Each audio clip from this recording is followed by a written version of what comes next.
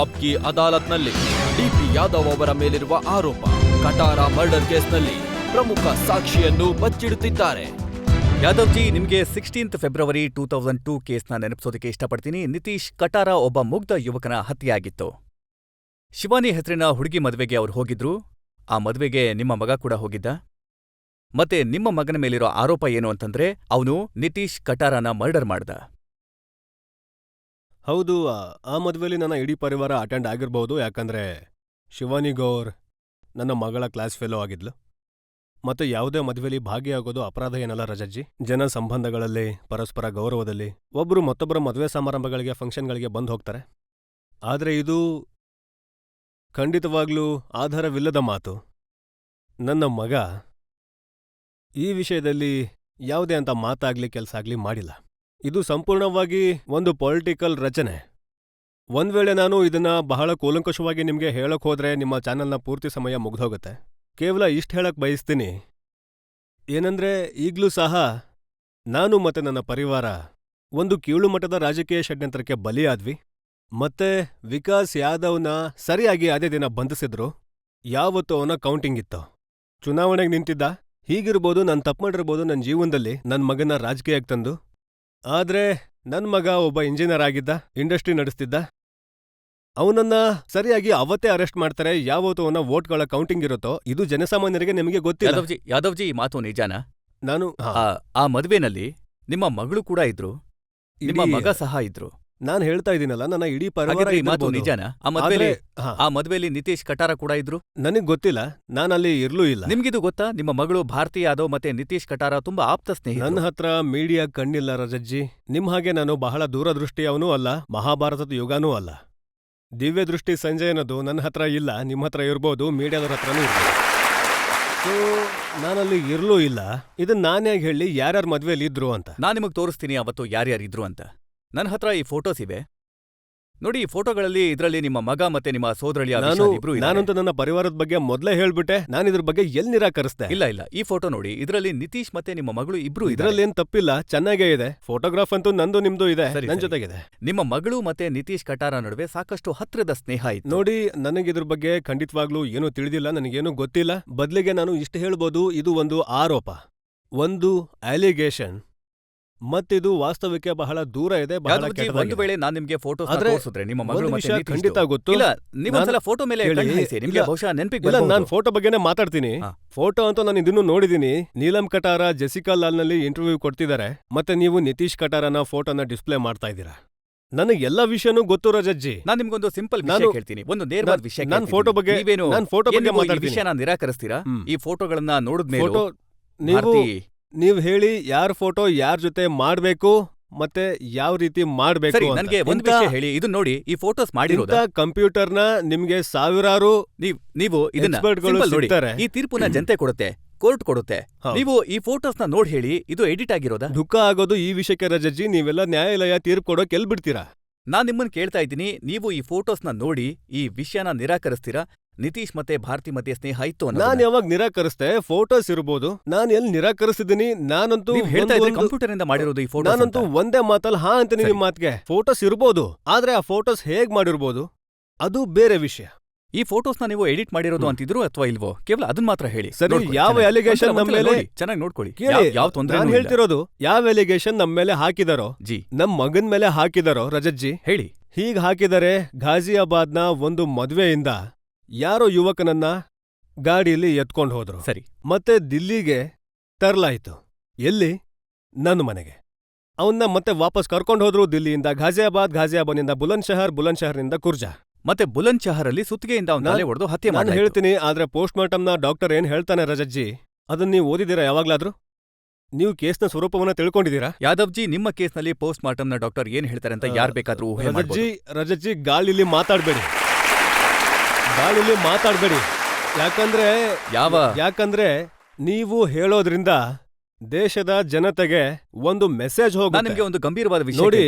ಒಂದು ವೇಳೆ ನಿಮ್ಗೆ ಅನ್ಸಿದ್ರೆ ಕೇಳಿ. ನಾನು ವಿಷಯ ಹೇಳ್ತೀನಿ. ನಾನು ನಿಮ್ಮಿಂದ ಒಂದೇ ವಿಷಯ, ಮೀಡಿಯಾದವರು ಒಂದು ಗಲಾಟೆ ಎಬ್ಸೋದು. ಮನು ಶರ್ಮಾಗೆ ಶಿಕ್ಷೆ ಆಗೋಗಿದ್ರೆ ಆಗ ಇವ್ರಿಗೆ ಬಹಳ ಖುಷಿ ಇಲ್ಲ, ಆಗ್ತಿತ್ತು. ನಾನೀಗ ನಿತೀಶ್ ಕಟಾರ ಒಂದ್ ಕೇಸ್ ನಿಮಿಷ, ಬಗ್ಗೆ ಒಂದ್ ನಿಮಿಷ. ಮಾತಾಡ್ತಾ ಇದ್ದೀನಿ. ಯಾದವ್ಜಿ, ಒಂದ್ ಕೇವಲ ವೇಳೆ- ನಾನು ನಿಮ್ಮನ್ನ ಒಂದ್ ಕೇಳ್ತಾ ವೇಳೆ- ಇರೋದೇನಂದ್ರೆ, ಒಂದ್ ವೇಳೆ ಅವ್ನಿಗೆ ಅಲ್ಲ, ನ್ಯಾಯಾಲಯ ನೀವೇ ಹೇಳಿ, ಈ ನೀವು ಇಡೀ ಕೇಸ್ ನೀವು ನ್ಯಾಯಾಲಯನ ಏನ್ ಅನ್ಕೊಂಡಿದ್ದೀರಾ? ನಾನ್ ನಿಮಗ್ ಕೇಳೋದೇನಂದ್ರೆ, ಇಲ್ಲ ಇಲ್ಲ, ನಾನ್ ತಿಳ್ಕೋಬೇಕು. ನೋಡಿ, ನಾನು ಒಬ್ಬ ಜವಾಬ್ದಾರಿಯುತ ವ್ಯಕ್ತಿ. ಹೌದು. ಹೀಗಲ್ವಲ್ಲ ನಾನ್ ನೋಡಿ, ರಸ್ತೆಯಿಂದ ನಾನ್ ನಿಮ್ಗೆ ಬಂದಿದ್ದೀನಿ ಏನ್ ಅಂತ. ಕೇಳ್ತಾ ಇದ್ದೀನೋ ದಯವಿಟ್ಟು ಅದಕ್ಕೆ ಉತ್ತರ ನಾನ್ ಕೊಡಿ. ಕೇಳ್ತಾ ಇದ್ದೀನಿ, ನ್ಯಾಯಾಲಯ ಅಂದ್ರೆ ಏನ್ ಅನ್ಕೊಂಡಿದ್ದೀರಾ? ನಾನ್ ನಿಮ್ಮನ್ನ ಇಷ್ಟು ಮಾತ್ರ ಕೇಳೋದಕ್ಕೆ ಇಷ್ಟಪಡ್ತೀನಿ. ಈ ವಿಷಯ ನಿಜಾನ? ಭಾರತಿ ಯಾದವ್ ಅವರು ಈ ಇಡೀ ಕೇಸ್ನಲ್ಲಿ ಒಂದು ಪ್ರಮುಖ ಸಾಕ್ಷಿನ? ನಿಮಗೆ ರಜತ್ಜಿ ಇದು ಗೊತ್ತಿಲ್ಲ. ಭಾರತಿ ಯಾದವ್ನ ಕೇವಲ ನಮ್ಮ ಪರಿವಾರದ ಮರ್ಯಾದೆ ತೆಗೆಯೋದಕ್ಕೆ ಕೇಸ್ನ 2 ತಿಂಗಳ ನಂತರ ಸಾಕ್ಷಿ ಮಾಡ್ಲಾಯ್ತು. 2 ತಿಂಗಳ ಸಾಕ್ಷಿ ನಂತರ. ಹೌದೋ ಅಲ್ವೋ? ಒಂದ್ ನಿಮಿಷ, ಸಾಕ್ಷಿ ಸಾಕ್ಷಿ ಹೌದು. ಹೌದಾ? ಸಾಕ್ಷಿ ನೀಲಂ ಕಟಾರನ ಚಿಕ್ಕ ಮಗು ಕೂಡ ಕೋರ್ಟ್ಗೆ ಏನ್ ರಜತ್ಜಿ. ಬೇಕು ಅಂದ್ರೆ ಕೇಳಿ. ಒಂದ್ ನಾನ್ ನಿಮಿಷ, ನಿಮ್ಗೆ ಒಂದ್ ಏನ್ ನಿಮಿಷ. ಕೇಳ್ತೀನೋ ಅದಕ್ಕೆ ಮಾತ್ರ ಉತ್ತರ ಕೊಡಿ. ಭಾರತಿ ಯಾದವ್ ಅವ್ರನ್ನ ಸಾಕ್ಷಿ ಮಾಡಿದ್ಮೇಲೆ ಅವರನ್ನ ದೇಶದಿಂದ ಹೊರಗಡೆ ಕಳ್ಸಿದ್ರಾ? ನೀವು ನನ್ ಮಾತೇ ಕೇಳ್ತಾ ಇಲ್ಲ. ನಾನ್ ನಿಮಗ್ ಕೇಳಿದ್ದಕ್ಕೆ ಉತ್ತರ ಕೊಡಿ. ನಿತಿನ್ ಕಟಾರ, ನೀಲಂ ಕಟಾರನ ಚಿಕ್ಕ ಮಗನೂ ಸಾಕ್ಷಿ. ಸರಿ. ನೀವ್ ಯಾವತ್ತಾರು ಕೇಳಿದ್ರ ಆ ಸಾಕ್ಷಿನ ಕರೆಯೋ ಪ್ರಯತ್ನ ಮಾಡಿದಾರೆ? ಇಲ್ಲ ಯಾವುದೇ ನ್ಯಾಯಾಲಯದ ಆದೇಶ ನೋಡಿದ್ರ ನೀವು? ನೀವ್ ಯಾರ್ದಾದ್ರೂ ಧ್ವನಿ ಕೇಳಿದ್ರ? ಯಾವುದೇ ಮೀಡಿಯಾದಲ್ಲಿ, ಯಾವುದೇ ಟೆಲಿವಿಷನ್, ಯಾವುದೇ ಪೇಪರಲ್ಲಿ ಆ ಸಾಕ್ಷಿನ ಕರೆಯೋ ಕೆಲ್ಸ ಅಥವಾ ಯಾದವ್ಜಿ. ಹಾಜರ್ಪಡಿಸೋ ಕೆಲ್ಸ ಮಾಡಿದ್ರ ನೀವು? ಮಾಡ್ಲಿಲ್ಲ ಅಲ್ವಾ ಇವತ್ತಿನವರೆಗೂ? ಡಿ.ಪಿ. ಯಾದವ್ನ ಮಗಳು, ಅದಕ್ಕೆ ಅವಳ ವಾರೆಂಟ್ ಆಗ್ಬೋದು. ರಜತ್ಜಿ, ಇವತ್ತಿನ ತನಕ ಯಾವುದೇ ನಾನ್ ವಿಟ್ನೆಸ್ ಈ ನಿಮ್ಮನ್ನ ದೇಶದಲ್ಲಿ ಕೇಳೋದು ವಾರೆಂಟ್ ಆಗಿದ್ಯಾ? ಒಂದ್ ವೇಳೆ ನಿಮ್ಮ ಮಗಳು ಸ್ನೇಹಿತರೆ, ನಮ್ದು ಕೆಲವು ಪ್ರಶ್ನೆಗಳಿವೆ. ನಿಮ್ ಪ್ರಶ್ನೆಗಳಿಗೆ ಉತ್ತರ ಕೊಡೋಕ್ ನಾನ್ ಬಂದಿದ್ದೀನಿ. ನಿಮ್ದು ತಿಂಗಳುಗಟ್ಲೆ ತಯಾರಿ, ಯಾಕಂದ್ರೆ ನಿಮ್ ಕೈಯಲ್ಲಿ ಪೇಪರ್ ಇದೆ. ಡಿ.ಪಿ. ಯಾದವ್ ಹಾಗೆ ಬಂದಿದ್ದಾನೆ. ಇಲ್ಲ, ನಾನ್ ಡಿ.ಪಿ. ಯಾದವ್ ನನ್ನ- ಅವರು ಪೇಪರ್ ತಗೊಂಡ್ ಬಂದಿದ್ದಾರೆ. ನಾನು ನಾನು- ಕೇಳ್ಪಟ್ಟೆ ನಿಮ್ ಕೈಯಲ್ಲಿ ಕ್ರಿಮಿನಲ್ ಮ್ಯಾನ್ಯುಯಲ್ ಪುಸ್ತಕ ಇದೆ ಅಂತ. ನಾನ್ ನನ್ನ CRPC ತಗೊಂಡ್ ಬಂದಿದ್ದೀನಿ. ಹೌದು, ನೀವು ಪೂರ್ತಿ ನಾನೊಬ್ಬ ತಯಾರಾಗಿ ಬಂದಿದ್ದೀರಾ. ವಿದ್ಯಾವಂತ ವ್ಯಕ್ತಿ. ಇದಕ್ ಸಂಬಂಧಪಟ್ಟ ಯಾವುದೇ ವಿಷಯ ಬಂದ್ರು ನಾನ್ ಖಂಡಿತ ಉತ್ತರ ಕೊಡ್ತೀನಿ, ಮತ್ತೆ ಸಾಕ್ಷಿ ಆಧಾರದ ಮೇಲೆ ಕೊಡ್ತೀನಿ. ಇದಕ್ಕೆ ನಾನ್ CRPC ತಗೊಂಡ್ ಬಂದಿದ್ದೀನಿ. ನೋಡಿ, ಈಗ ನಾನಂತ ಯಾವುದೇ ವಸ್ತು ನಾನು ತಂದಿಲ್ಲ. ನಿಮ್ಗೆ ಕೇವಲ ಈ ಮಾತನ್ನ ನಾನ್ ನೋಡಿ, ಯಾರ್ ಫೋಟೋನೂ ಕೋರ್ಟ್ ಏನ್ ತಂದಿಲ್ಲ. ಹೇಳಿದೆ ಅಂದ್ರೆ, ಕೋರ್ಟ್ ಹೇಳಿದೆ ಭಾರತಿ ಯಾದವ್ ಒಬ್ಬ ಪ್ರಮುಖ ಸಾಕ್ಷಿ ನಿತೀಶ್ ಕಟಾರನ ಮರ್ಡರ್ ಕೇಸ್ನಲ್ಲಿ. ಮತ್ತೆ ನೀವವ್ರನ್ನ ಹಿಂದೂಸ್ತಾನದಿಂದ ಹೊರ ಕಳ್ಸಿದ್ದೀರಾ. ಕೋರ್ಟ್ ಪದೇ ಪದೇ ಕರೆದ್ಮೇಲೂ ಕೂಡ ನೀವವ್ರನ್ನ ಕೋರ್ಟ್ಗೆ ಹಾಜರ್ಪಡಿಸಿಲ್ಲ. ಯಾವುದೇ ಮಗು ಹೈಯರ್ ಎಜುಕೇಶನ್ಗಾಗಿ ಹೊರಗಡೆ ಹೋಗಕ್ ಬಯಸಿದ್ರೆ, ಮತ್ತೆ ಪರಿವಾರದ ಪೊಸಿಷನ್ ಅವಳನ್ನ ಕಳಿಸೋ ರೀತಿ ಇದ್ರೆ ಅವಳನ್ನ ಯಾಕೆ ಕಳಿಸ್ಬಾರ್ದು? ಒಂದ್ ವೇಳೆ ಕೋರ್ಟ್ ಅವ್ರನ್ನ ಸಾಕ್ಷಿಯಾಗಿ ಕರೆದ್ರೆ ಆಗ ವಾಪಸ್ ಕರೀಲೇಬೇಕು. ಆಗ ನಾನು ನ್ಯಾಯಾಲಯದ ವಿಷಯದಲ್ಲಿ ನೋಡಿ ರಜತ್ಜಿ, ಕೇಸ್ ಯಾವಾಗ ಪೆಂಡಿಂಗ್ ಇದ್ದಾಗ ನೀವು ಮಾತ್ ಬದಲಾಯಿಸಬೇಡಿ. ಇಲ್ಲ, ನೀವ್ ಹೇಳ್ಬೋದು. ಹಾ. ನೋಡಿ, ನೀವ್ ಹೇಳ್ಬೋದು. ನಾನ್ ನ್ಯಾಯಾಲಯದ ಮೇಲೆ ಪ್ರಶ್ನೆ ಚಿಹ್ನೆ ಹೇಗಾಕ್ಲಿ? ನಾವು ನ್ಯಾಯಾಲಯ ಮತ್ತೆ ಕಾನೂನನ್ನು ಒಪ್ಕೊಳ್ಳೋಂತ ಜನ, ಮತ್ತೆ ನೀವು ಅದಕ್ಕೂ ಮೇಲೆ ತೀರ್ಪು ಕೊಡೋಂತ ಜನ. ಆಗ ನಾವ್ ಹೇಗ್ ಹೇಳೋದು ಈ ಮಾತನ್ನ? ನಾವ್ ನಿಮ್ಮನ್ನ ಕೇವಲ ನ್ಯಾಯಾಲಯ ಕೇಳ್ತಾ ಇದೀವಿ. ಏನೇ ಮಾಡಿದ್ರು ಹಾ. ನಾವದನ್ನ ಸ್ವಾಗತಿಸ್ತೀವಿ. ನ್ಯಾಯಾಲಯ ಏನೇ ಹೇಳಿದ್ರು, ಆದ್ರೆ ನ್ಯಾಯಾಲಯಕ್ಕೂ ಮೇಲ್ ಹೋಗಿ ನಾವು ನಮ್ಮ ತೀರ್ಪನ್ನ ಕೊಡಕ್ಕಾಗಲ್ಲ. ನಮ್ಮ ಹತ್ರ ಆದ್ರೆ ಪವರ್ ಇಲ್ಲ. ಕೋರ್ಟ್ ಯಾವಾಗ ಇದನ್ನ ಹೇಳುತ್ತೋ ಭಾರತಿ ಯಾದವ್ ಸಾಕ್ಷಿ ರೂಪದಲ್ಲಿ ಹಾಜರ್ಪಡಿಸಬೇಕು ಅಂತ, ಆಗ ನೀವ್ ಯಾಕೆ ಹಿಂಜರಿತಾ ಇದ್ದೀರಾ? ನಾನ್ ಹೇಳ್ತಾ ಇದ್ದೀನಿ, ಒಂದ್ ವೇಳೆ ಅಲ್ಲಿಂದ ಭಾರತಿ ತನ್ನ ಅಂಕಲ್ ಮುಖಾಂತರ ಈ ರಿಕ್ವೆಸ್ಟ್ ನ್ಯಾಯಾಲಯಕ್ಕೆ ಮಾಡಿಸಿದಾಳೆ. ವಿಡಿಯೋ ಕಾನ್ಫರೆನ್ಸ್ ಮೂಲಕ ನನ್ನನ್ನ ಏನೇ ಕೇಳ್ಬೇಕಂತಿದ್ರು ಕೇಳ್ಬೋದು ಅಂದ್ರೆ ಏನ್ ಅಪರಾಧ ಮಾಡಿದ್ಲು?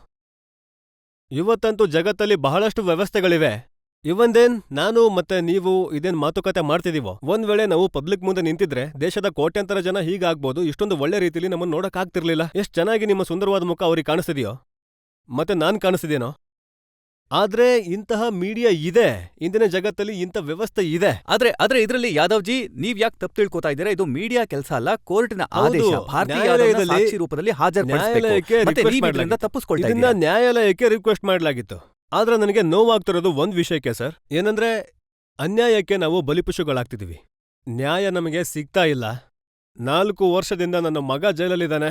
ರಜತ್ಜಿ, ಒಬ್ಬ ಮಗ ಪರಿವಾರಕ್ಕೆ ದುಡಿದು ಸಾಗ್ತಾನೋ, ಇಂಡಸ್ಟ್ರಿ ನಡೆಸ್ತಾನೋ, ಇಂಜಿನಿಯರ್ ಆಗಿದ್ದಾನೋ, ಅವನು 4 ವರ್ಷದಿಂದ ಜೈಲಲ್ಲಿದ್ರೆ ಯಾರಿಗ್ ಮಗ ಇರ್ತಾನೋ ಅದು ಅವನಿಗೆ ಗೊತ್ತಾಗೋದು. ನೋವು ಹೇಗಿರುತ್ತೆ. ಯಾರ್ ಮಗ ಬೇರೆ ಆದ್ರೂ ಯಾರಿಗೂ, ಒಂದ್ ವೇಳೆ murder case ಅಲ್ಲಿ ಬೇರೆಯವ್ರಿಗೆ ಜೈಲಲ್ಲಿದ್ರೆ ನೋವು. ಬಹಳ ನೋವಾಗುತ್ತೆ. ಆದ್ರೆ ನೀವಂತೂ ಎಲ್ರೂ ಮುಂದೆ ಒಂದು ಕಡೆ ವ್ಯವಸ್ಥೆ ಹೇಗಿದೆ ಅಂದ್ರೆ, ತಿಳಿದೆ ಯಾರೂ ಅದನ್ನ ನೋಡಿಲ್ಲ, ಅವನ ವಿರುದ್ಧ ಯಾವುದೇ ಸಾಕ್ಷಿ ಇಲ್ಲ, ಮತ್ತೆ ನೀವು ಅವನನ್ನ ಅಪರಾಧಿ ಮಾಡಿ ಹಾಜರ್ಪಡಿಸಿದೀರಾ, ಮತ್ತೆ ಪ್ರಯತ್ನ ಪಡ್ತಾ ಇದ್ದೀರಾ ಅವನ್ಗೆ ಶಿಕ್ಷೆ ಸಿಗ್ಲಿ. ಮತ್ತೆ ಇನ್ನೊಂದು ಕಡೆ ಒಬ್ಬ ಇಂಥ ವ್ಯಕ್ತಿ ಯಾವನ್ ಬಗ್ಗೆ ಯಾರಿಗೂ ಗೊತ್ತಿಲ್ಲ, ಏನಾಯ್ತು, ಹೇಗಾಯ್ತು, ಯಾವಾಗಾಯ್ತು, ಯಾಕಾಯ್ತು, ಅವನ್ ಪರ ವಾದ ಮಾಡೋಕೆ ನೀವು ನಿಮ್ಮ ಪೂರ್ತಿ ಬಲಪ್ರಯೋಗ ಮಾಡ್ತಿದ್ದೀರಾ. ಮತ್ತೆ ಒಂದ್ ನಿಮಿಷ.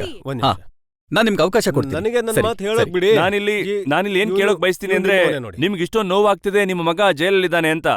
2 ವರ್ಷದಲ್ಲಿ ಒಂದ್ ವೇಳೆ ಶಿಕ್ಷೆ ಆದ್ರೂ 14 ವರ್ಷ ಶಿಕ್ಷೆ ಅನುಭವಿಸಿ ಹೊರಗ್ ಬಂದ್ಬಿಡ್ತಾನೆ. ಆದ್ರೆ ಯಾರ್ ಮಗ ಇಲ್ವೋ ಅವ್ರ ಪರಿವಾರನ ಯಾರು ನೋಡ್ಕೋತಾರೆ? ದುಃಖದ ವಿಷಯ ಏನು ಅಂದ್ರೆ ಖಾನ್ ಸಾಬ್, ಒಂದ್ ವೇಳೆ ನೀವು ನಿರ್ದೋಷಿಯಾಗಿದ್ರು ನಿಮ್ಗೆ 14 ವರ್ಷ ಜೈಲಿಗೆ ಕಳಿಸ್ಬಿಟ್ಟಿರ್ತಾರೆ, 4 ವರ್ಷ ಇಲ್ಲ, ಅವನು ನಿರ್ದೋಷಿನೇ. ನಿತೀಶ್ ಅದು- ಕಟಾರನು ನಿರ್ದೋಷಿನೇ ಆಗಿದ್ದ. ನೋವಿನ ವಿಷಯ. ಅವನ್ದೇನು ಅವನ ಅಪರಾಧ ಏನಿತ್ತು ಅದಕ್ಕೆ ಅವನಿಗೆ ಶಿಕ್ಷೆ ಕೊಡಲಾಯ್ತು. ಯಾದವ್ಜಿ, ಈ ತರದ್ದು ನಿತೀಶ್ ನೋಡಿ, ಕಟಾರ ಮಾಡಿದಂತ ಒಂದು ನಾವು- ಅಪರಾಧ ಏನಂದ್ರೆ ಅವನು ನಿಮ್ಮ ಮಗಳ ಜೊತೆ ಸ್ನೇಹ ನೋಡಿ, ಬೆಳೆಸಿದ. ನಾವ್ ಯಾವ್ದೇ ಅಪರಾಧದ ಫೇವರ್ ನಲ್ಲಿ ಯಾವತ್ತೂ ಇರ್ಲಿಲ್ಲ, ಇರೋದೂ ಇಲ್ಲ. ನೋಡಿ, ನಾವು ಬೆಂಕಿ ಇಲ್ದೆ ಹೊಗೆ ಅಪರಾಧದ- ಆಡೋದಿಲ್ಲ. ನೀವ್ ಹೇಳ್ತಿರೋದು ನಿಮ್ಮನ್ನ ಪೊಲಿಟಿಕಲಿ ಅದನ್ನ ಮಾಡ್ತಿದ್ದಾರೆ, ಹೌದು, ಡಾಮಿನೇಟ್ ಹೌದು. ಮಾಡ್ತಿದ್ದಾರೆ. ಆದ್ರೆ ನಿಮ್ಗೆ ನಿಜ. ಯಾಕೆ ಹೀಗಾಗ್ತಿದೆ? ನನ್ನ ಪ್ರಕಾರ ಅದು ಎಷ್ಟೊಂದು ರಾಜಕಾರಣಿಗಳಿದ್ದಾರೆ, ಹೆಚ್ಚು ಅದು ಕಡಿಮೆ ಈ ಕಾರಣಕ್ಕೆ ಆಗ್ತಿದೆ. 85 ಎಂಪಿಸ್ ನ ನೀವು ಭಾರತಿನ ಯಾಕೆ ಎಲ್ರ ಮುಂದೆ ಕರೆಸ್ತಿಲ್ಲ? ಹಾ, ಅದು- 85 ಎಂಪಿಸ್ ನ ಯಾದವ್ಜಿ, ಜನರ ಮನಸ್ಸಲ್ಲಿರೋ ಅತಿ ದೊಡ್ಡ ಪ್ರಶ್ನೆ ಏನಂದ್ರೆ, ಒಂದ್ ವೇಳೆ ನಿಮ್ಮ ಮಗ ದೋಷಿ ಅಲ್ದೇ ಇದ್ರೆ, ಅವನು ನಿಷ್ಕಳಂಕನಾಗಿದ್ರೆ, ಏನು ಮಾಡದೇ ಇದ್ರೆ, ಭಾರತಿ ಅವ್ರನ್ನ ಕರೆಸಿ ಕೋರ್ಟಲ್ಲಿ ಇಲ್ಲ, ಹಾಜರುಪಡಿಸಿ. ಇದನ್ನ ಕೋರ್ಟ್ ಮಾಡ್ತಿದೆ. ಕೋರ್ಟ್ ಯಾವಾಗ ಇನ್ಫಾರ್ಮೇಶನ್ ಕಳ್ಸುತ್ತೋ, ಆದ್ರೆ ನಂಗೆ ನೋವಾಗ್ತಿರೋದು ಒಂದ್ ಕೋರ್ಟಿಗಂತೂ ವಿಷಯಕ್ಕೆ ವಾರೆಂಟ್ ನಾನು ಇಶ್ಯೂ ಮಾಡ್ಬೇಕಾಯ್ತು ಹೊರಟಿದ್ದೆ. ಯಾದವ್ಜಿ. ನನಗೆ ಒಂದು ವಿಷಯಕ್ಕೆ ನೋವಾಗಿದ್ದು, ಒಂದು ವಿಟ್ನೆಸ್ ವಿರುದ್ಧ ಕೂಡ ವಾರೆಂಟ್ ಇಶ್ಯೂ ಆಯ್ತು. ಹಾಗ್ ನೋಡಿದ್ರೆ ಗುಲ್ಶನ್ ಕುಮಾರ್ ಅಂತ ಇಲ್ಲಿನ ಉದ್ಯಮಿ ಇದ್ರು, ನೋಯ್ಡಾನ ಬಹಳ ದೊಡ್ಡ ಇಂಡಸ್ಟ್ರಿಯಲಿಸ್ಟ್ ಅವರು. ಗುಲ್ಶನ್ ಕುಮಾರ್ ಸೂಪರ್ ಕ್ಯಾಸೆಟ್ ನ ಮಾಲೀಕರು ಕೂಡ. ಬಾಂಬಿಲಿ ಅವರ ಮರ್ಡರ್ ಆಯ್ತು. ಅಕ್ಯೂಸ್ಡ್ ನ ವಿರುದ್ಧ ಇಲ್ಲಿವರೆಗೂ ಯಾವುದೇ ವಾರೆಂಟ್ ಇಶ್ಯೂ ಆಗಿಲ್ಲ. ಹೌದು. ಅಕ್ಯೂಸ್ಡ್ ಮತ್ತೆ ಯಾದವ್ಜಿ, ಇಲ್ಲಿ- ನೀವು ಎಲ್ಲಾ ಕೇಸ್ಗಳ ಉದಾಹರಣೆ ಕೊಟ್ರಿ, ಆದ್ರೆ ನೀವ್ ಇದನ್ ಹೇಳ್ತಾ ಇಲ್ಲ. ಭಾರತಿ ಯಾದವ್ ಅವರನ್ನ ನೀವು ಯಾಕೆ ಬಚ್ಚಿಟ್ಟಿದ್ದೀರಾ? ಯಾರು? ನಾನ್ಯಾಕಿಡ್ಲಿ ಭಾರತಿನ? ಭಾರತಿಗೆ ವಾರೆಂಟ್ ಅವರು ಈಗ ಕ್ಯಾನ್ಸಲ್ ಮಾಡಿದ್ದಾರೆ ಪಾಸ್ಪೋರ್ಟ್. ಸೊ ಗೌರ್ಮೆಂಟ್ಗೆ ಉತ್ತರ ಬರುತ್ತೆ. ಹಾ, ನೀವು ಪ್ರಶ್ನೆ ಕೇಳಿ ಲಾಸ್ಟ್ ರೌಂಡ್ ನಲ್ಲಿ. ಯಾವ ಕ್ವಶನ್ ಇವ್ರು ಕೇಳ್ತಿದ್ರು ಅದಕ್ಕೆ ಉತ್ತರ ಕೊಡದೆ ವಿಷಯನ ತಿರ್ಸ್ತಿದ್ದಾರೆ. ಏನಾದ್ರೂ ಕಾರಣ ಇರ್ಬೋದು. ನಿಮ್ ಮೇಲೆ ಇಷ್ಟೊಂದು ಆರೋಪಗಳು ಸುಮ್ನೆ ಆಗ್ತಿಲ್ಲ. ಮಗು ಮೊದಲು ಸರ್, ಕಿಡಿ ಇಲ್ದೆ ಹೊಗೆ ಆಡೋದಿಲ್ಲ. ಮಗಳೇ, ನಿಮ್ಮ ಭಾಷೆಯಲ್ಲಿ ಶುದ್ಧತೆ ತನ್ನಿ. ಮಾತಾಡೋ ಉಚ್ಚಾರಣೆಯನ್ನ ನೀವು ಸರಿಪಡಿಸಿ. ಪ್ರಶ್ನೆ ಕೇಳೋ ಅಧಿಕಾರ ಇದೆ ಈ ನಿಮ್ಗೆ. ಮಾತನ್ನ ಅವರು ನಿಮ್ಗೂ ಕೇಳ್ಬಹುದು. ಆದ್ರೆ- ಯಾವಾಗ ನೀವು ಒಂದು ಹುಡುಗಿ ಮೇಲೆ ಡ್ರಿಂಕ್ ಸರ್ವ್ ಮಾಡೋ ಆರೋಪ ಮಾಡ್ತೀರೋ, ಆದ್ರೆ ನೀವು ಸಹ ನಿಮ್ಮ ಭಾಷೆನಲ್ಲಿ ಶುದ್ಧತೆ ತರಬೇಕು. ಅದನ್ನ ಆ ಆರೋಪನ ನಾನ್ ಮಾಡಿಲ್ಲ, ಅದನ್ನ ಮೀಡಿಯಾ ಹೇಳಿದ್ದು. ಆ ಟೆಮೆರೆಡ್, ಆ ರೆಸ್ಟೋರೆಂಟ್ ನಾನಂತೂ ಇವತ್ತಿಗೂ ನೋಡಿಲ್ಲ. ಇದನ್ನ ಅದರ ಪೊಲೀಸ್ ಇನ್ವೆಸ್ಟಿಗೇಷನ್ ಅಲ್ಲಿ ಹೇಳಿದ್ದು. ಇದನ್ನ ಅಲ್ಲಿನ ಜನರು ಹೇಳಿದ್ದು. ಯಾದವ್ಜಿ, ನೀವು ಅದು- ಪದೇ ಪದೇ ಸುತ್ತಿ ಮತ್ತೆ ಬಳಸಿ ಬೇರೆ ರಜತ್ಜಿ, ವಿಷಯಕ್ಕೆ ರಜತ್ಜಿ, ನಿಮಗೆ ಬಂದ್ಬಿಡ್ತೀರಾ. ಗೊತ್ತು ಈ ಹಾ, ವಿಷಯ. ಹೇಳಿ. ಹಾ, ಅವ್ರಿಗೆ ಕೊಡಿ. ರಜತ್ಜಿ, ನಿಮಗೆ ಈ ವಿಷಯ ಗೊತ್ತು. ಅದು ಟೆಮೆರಿಡ್ ಕೋರ್ಟ್ ನಲ್ಲಿ ಏನ್ ನಡೀತಿತ್ತು ಬಹಳಷ್ಟು. ಮತ್ತೆ ಏನ್ ನಾವು ಆಗುತ್ತೆ. ಟ್ಯಾಮರಿನ್ ಕೋರ್ಟ್ ಬಗ್ಗೆ ಮಾತಾಡ್ತಾ ಇಲ್ಲ ಈಗ. ನಾವು ನಾನು ನಿತೀಶ್ ಕಟಾರ ಅವರ murder case ಬಗ್ಗೆ ಮಾತಾಡ್ತಾ ಪ್ರಶ್ನೆಗೆ ಇದ್ದೀವಿ. ಉತ್ತರ ಕೊಟ್ಟೆ. ಸರಿ. ನಾನು ಅವ್ರಿಗೆ